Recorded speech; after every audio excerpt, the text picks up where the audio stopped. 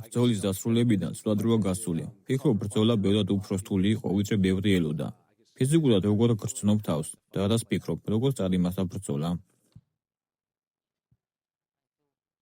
თავს შესანიშნავად ვგრძნობ და ღმერთს მადლობას ვუხდი დღევანდელი გამარჯვებისთვის. ახლა უკან დაღესტანში დავბრუნდები და დავისვენებ. ერთი ან მაქსიმუმ 2 კვირით. შემდეგ ისევ სპორტ დარბაზს დავუბრუნდები და ვარჯიშს გავაგრძელებ.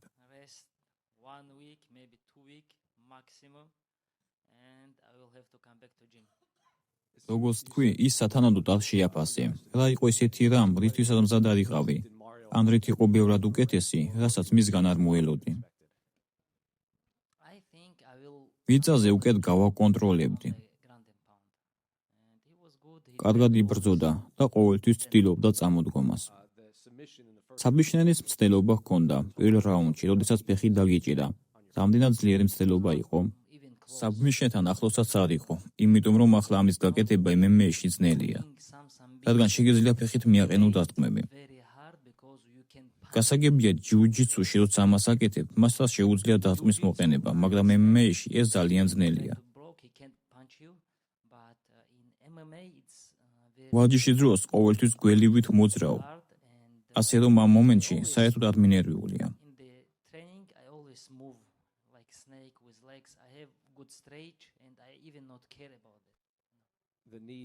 მისი დარტყმული მუხლი რამდენად მძიმე იყო და თუ მოახერხე თავის დაცვა?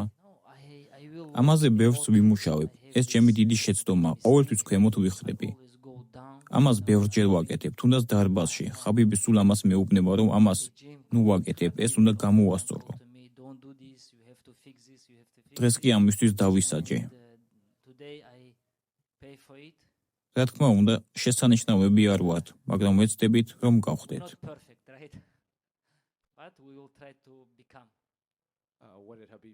ხაბიბმა როგორ შეაფასა შენი ბრძოლა? მითხრა, რომ კარგი ბრძოლა იყო. კიდევ ბევრი რამ შეგიძლია აჩვენო და გააკეთო. შეგიძლია უფრო გაიზარდო. დღეს მოვიგეთ, მაგრამ საქმე ჯერ არ დაგვისრულებია. ფიქრობ, ბევრს უნდა კვლავ ვნახოთ სადიდლო ბრძოლაში, განსაკუთრებით მერაბის წინააღმდეგ. თუ მერაბი მოიგებს და გადაწყვეტს ადრე დაბრუნდეს, მაგალითად თებერვალში, რამდენად ბედნიერი იქნები, თუ გაზაფხულამდე მოწდა გირჩევნია?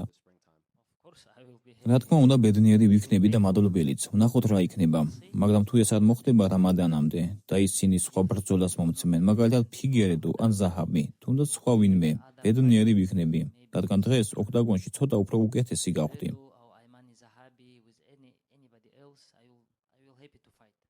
ეს დიდი გამოცდილება იყო. დიდი დრო უნდა გაატარო ოქტაგონში, რომ თავი როგორც სახლში, ისე იქრძნო და მეტად თავდაჯერებული გახდე. მინდა რომ ვიბრძოლო, სხვა არაფერი გამაჩნია, უბრალოდ უნდა დავიძინო, ჭამო და ვივარჯიშო.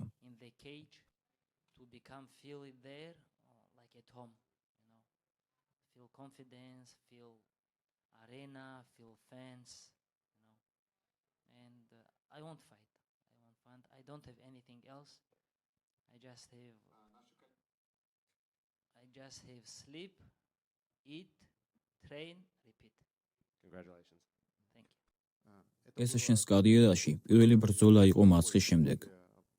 განსხვავებული გრძნობა იყო, როდესაც იცი, რომ ერთი მარცხი უკვე გაქვს, თუ იგივეს გრძნობდი, როგორც წინათ.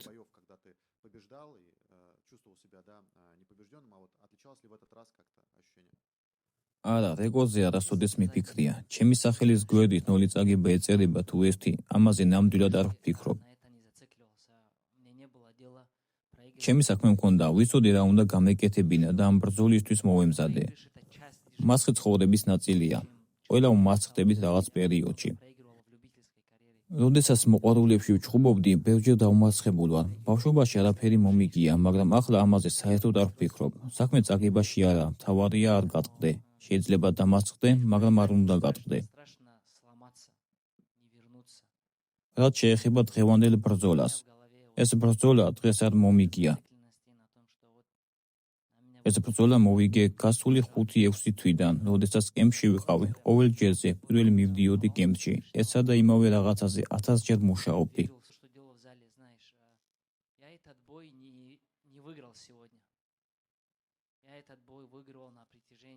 ამ ღამეს რაც ნახეთ, უბრალოდ იყო იმ თავდაუზოგავი შრომის შედეგი, რომელზეც ბოლო 5-6 თვეა მუშაობდი.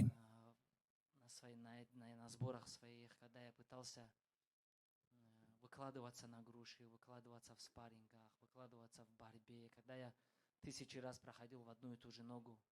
Этот бой я выигрывал там. А сегодня это была заключительная работа, в которой просто нужно было собрать все воедино. დღეს კიდევ ერთხელ იყავი ოქტაგონზე ხელზე ნაჭრით, რომელიც როგორც ვიცი, შენს გარდაცვლილ მწვრთნელს, აბდულმანაბ ნურმაგომედოვს მიუძღვენი. მაინტერესებს, გუნდში ერთ-ერთი ხარ, ვინც ამას აკეთებს, აპირებ თუ არა ამის შენი კარიერის ბოლომდე გაგრძელებას. როცა ჩემი დებიუტი დაიგეგმა, ეს იყო კოვიდის პერიოდში, ზაფხულში, როცა პანდემია დაიწყო. ჩემი პირველი ბრძოლა სწორედ პანდემიის დროს უნდა ჩამეტარებინა მოსკოვში. როცა უკვე მოსკოვში ჩავფრინდით, ზუსტად იმ ზაფხულს გარდაიცვალა ბიძაჩემი. მე ვიყავი პირველი მოსწავლე აბდულმანაბ ნურმაგომედოვის სკოლიდან, ვინც მისი გარდაცვალების შემდეგ იბრძოლა. საინტერესო ის იყო, რომ სწორედ UFC მაჩუკა ეს ნიშანი, რომელიც დღემდე მაქვს ხოლმე ხელზე. ეს არ ყოფილა ჩვენი ინიციატივა. ეს UFC-ს გადაწყვეტილება იყო და მაშინ გადავწყვიტე, რატომაც არა, რატომ არ უნდა ვატარო ის მუდამ. მინდა რომ ბიძაჩემი მუდამ მახსოვდეს. რა თქმა უნდა, ისედაც სულ ვფიქრობ მასზე, მაგრამ ეს ნიშანი, ეს არის ჩემი გზა, რომ არ დავივიწყო. ეს არ არის რაიმე მისტიური ამბავი და ასრულს წმენა. უბრალოდ მინდა ყოველ ჯერზე, როცა ოქტაგონში გამოდივარ, მას პატივი ვცე.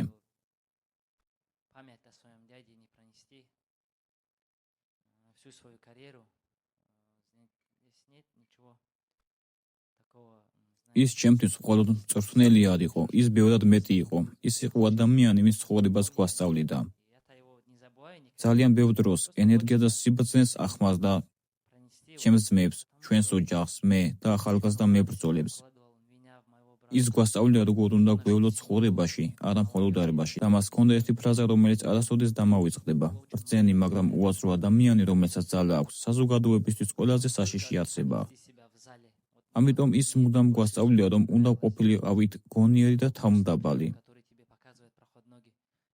სწორედ ამ მიზეზით მინდა, რომ ყველა ჩემი ბრძოლა მის სახელს მიუძღვნა.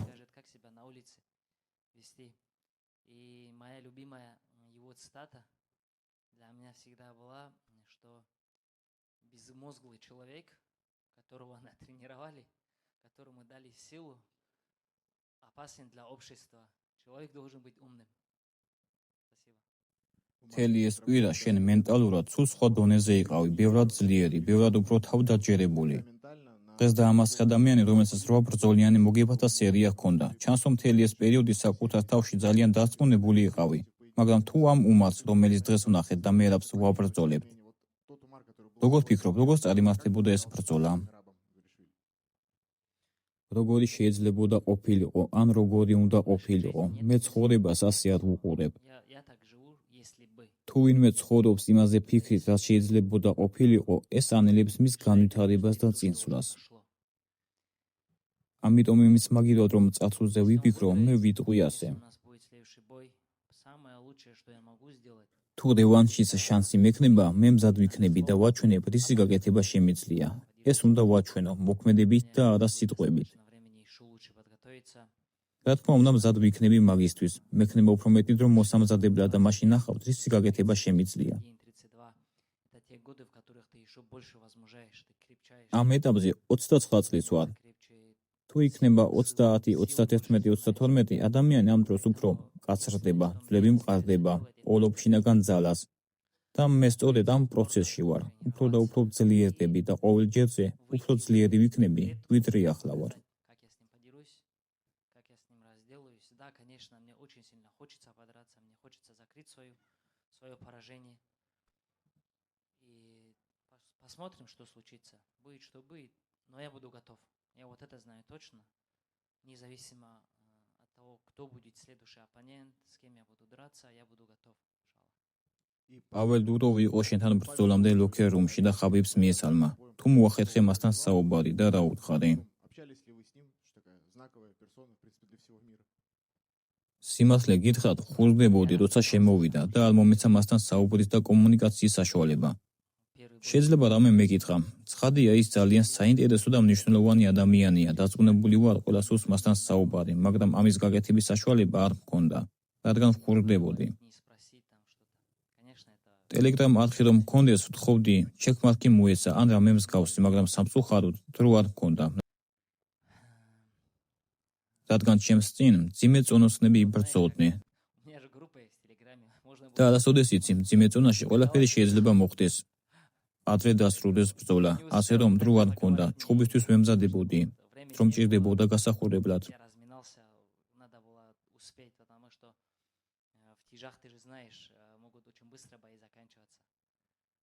Фокус был на подготовке, вот на разминке.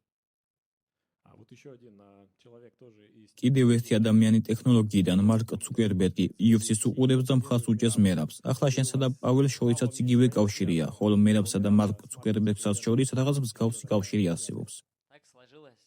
Думаю, ფიქრობ, ტექნოლოგიური ბრძოლა მოგვიწევს. მას თავისი ტექნოლოგიით უკეთ მოუწევს ბრძოლა. მე ჩემი ტექნოლოგიით ვიბრძოლებ უკეთ და გავიმარჯვებ. его переиграть. თუ სწორად მახსოვს, დღეს თქვი, რომ ხაბიბთან შედარებით თითქმის მოყვარულად გრძნობდი თავს. მაგრამ იცი, ჩვენ ვფიქრობდით, ბევრი ფიქრობდა, რომ შენ და შენი ძმა უსმანი ხაბიბის უკეთესი, ახალი და გაუმჯობესებული ვერსია იყავით, მაგრამ თუ მოყვარულად თვლი თავს, თუ სწორად გავიგე, რა თქმა უნდა, კიდევ რამდენი საათი კვირა უნდა ივარჯიშო სპორტ დარბაზში იმისთვის, რომ მის დონეზე ჩათვალო თავი. რადგან თუ სწორად მახსოვს, პორიემ შეძლო ისლამისგან თავის დაღწევა.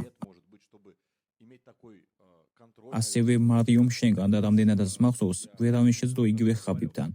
ასე რომ კიდევ რამდენი დრო დაგჭირდებათ, სანამ მის დონეს მიაღწევთ. Сейчас Мария Баутиста вышел, а вот из-под Хабиба вот никто практически не мог. Я не припомню, что кто-то мог вот так вот взять, сипануть и выйти. მეც და უსმანსაც გვაქვს ტაილანდური კრივის ბაზა.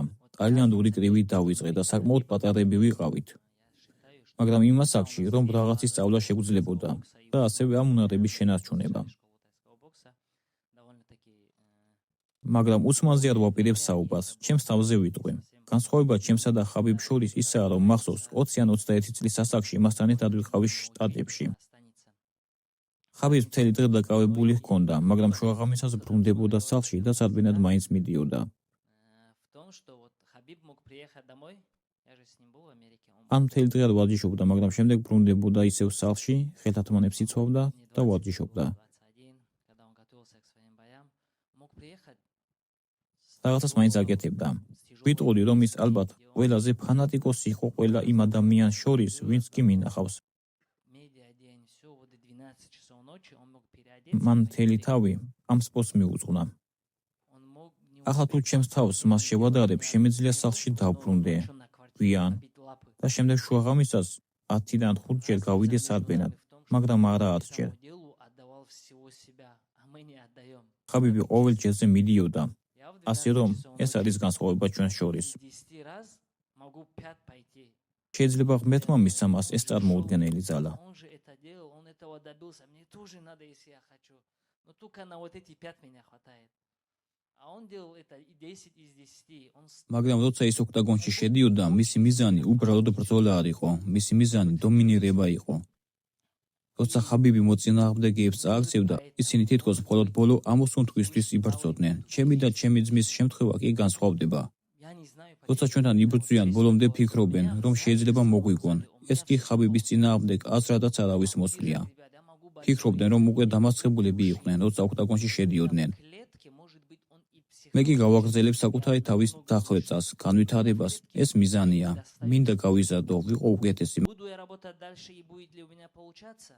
მაგრამ ეს არის განსხვავება ჩემი და ხაბიბის დონეებს შორის. Когда вот я говорю, что Хабиб был на другом уровне, люди говорят, ხალხი შედათ ამბობს, რომ ჩემი ძმა საუკეთესოა, მაგრამ არა. да, ребят, дело не в том, что я хочу მხოლოდ хвалить своего იმიტომ, брата. რომ მე ამას ვამბობ. იგივე შეიძლება ვთქვათ ჯონ ჯონსზეც. ისიც შესანიშნავი მებრძოლია, მაგრამ ხაბიბის შემთხვევაში ის სრულიად სხვა დონეზეა. ის სრულიად სხვა დონის მებრძოლი იყო. Под ним оказывались, они как будто последний глоток хотели найти где-нибудь, они искали этот глоток, они понимали, куда они попали. С нами люди дерутся, они до конца думают, что они могут у нас выиграть. Туда попадали, они все, они вот половина проходила, они сдавались, они понимали, с этим монстром нельзя ничего сделать. В этом разница.